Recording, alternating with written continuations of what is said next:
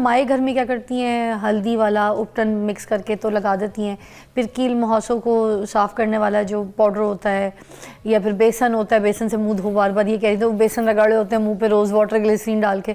तो कोई ऐसी चीज़ आप प्लीज़ बताएं कि कब डॉक्टर को दिखाना चाहिए, क्योंकि वो चीज़ बढ़ जाए, छिल जाए, ख़राब हो जाए, फिर उसके दाग भी नहीं जाते। जी फ़िज़ा, ये बताना बहुत ज़रूरी है कि देखिए एक्नी की एक एज है, एक ड्यूरेशन है, 5 से 10 साल एक्नी रहती है, इससे ज़्यादा नहीं रहती।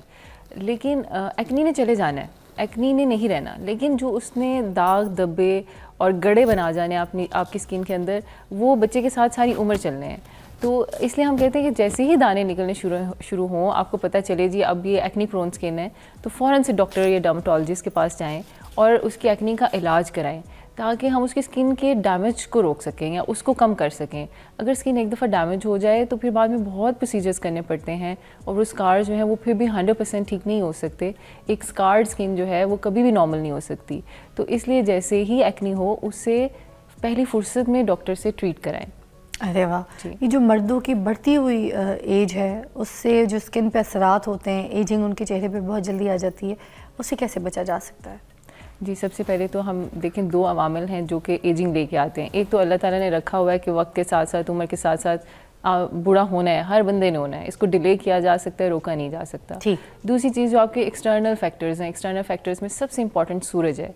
सूरज में आप जैसे बगैर सन ब्लॉक के निकलेंगे ना, तो वो आपको रिंकलिंग देगा। आपने जहाँ 10 साल बाद बूढ़ा होना था, आप 10 साल पहले ही बूढ़े हो जाओगे। आपके चेहरे पर रिंकलिंग आएगी, एजिंग आ जाएगी। तो sun block is a must. अगर आप बाहर निकल रहे हो तो आपने सन ब्लॉक ज़रूर लगा के जाना है। दूसरी एक अच्छी चीज़ जो है, हमारे पास रेटिनॉल्स हैं। रेटिनॉल्स का अगर आप सीरम रेटिनॉल, सीरम डिफरेंट नामों से अवेलेबल होते हैं कमर्शली, अगर आप ये रात को लगाना शुरू कर दो, हफ्ते में 2 या 3 रातें बस, तो इससे भी एजिंग को काफ़ी हद तक डिले किया जा सकता है।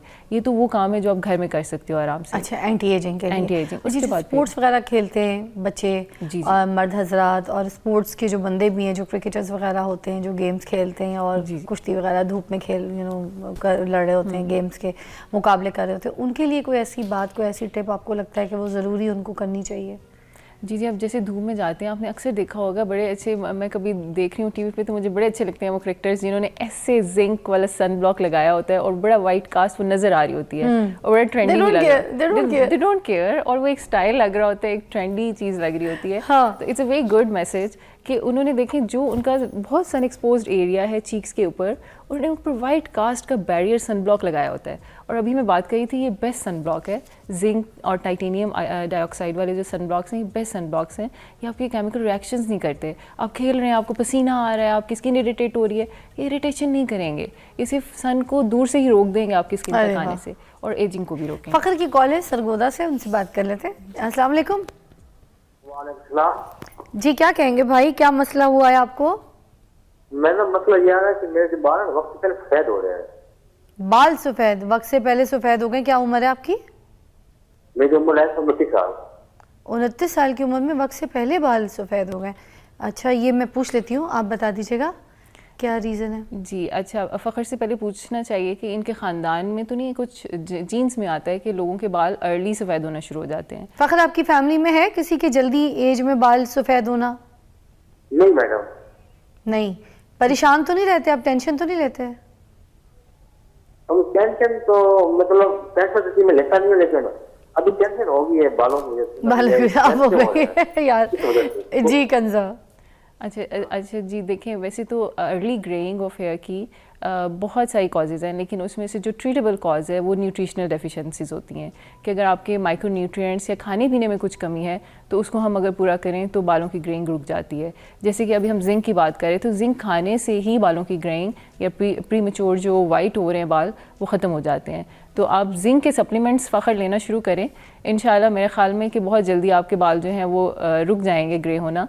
और दूसरे, टेंशन नहीं लेनी, जो टेंशन से और स्ट्रेस से बाल और वाइट होना शुरू हो जाते हैं, तो इसे अवॉइड करें। Thank you so much. और दूसरा ये कि और भी आपकी कॉल्स शामिल कर सकते हैं हम प्रोग्राम में, क्योंकि हम आज बात कर रहे हैं मर्दों की जो स्किन के ऊपर इश्यूज़ हैं। बाल भी चल गया, बाल के बारे में भी बात कर ली, कोई बात नहीं, जो इश्यूज़ आपको लगते हैं इस तरीके से आप कंजा से पूछ सकते हैं। अच्छा, जो ट्रीटमेंट्स आप रेकमेंड करती हैं एज ए डर्मेटोलॉजिस्ट, जो आपको लगता है कि बॉयज़ को कर लेनी चाहिए, मर्दों को करनी चाहिए, वो कौन कौन सी हैं जो सेफ़ ट्रीटमेंट्स हैं, और वो फिर वो ट्रीटमेंट या लेज़र ट्रीटमेंट्स करवा के धूप में भी जाएँ तो उनको कोई नुकसान नहीं होगा?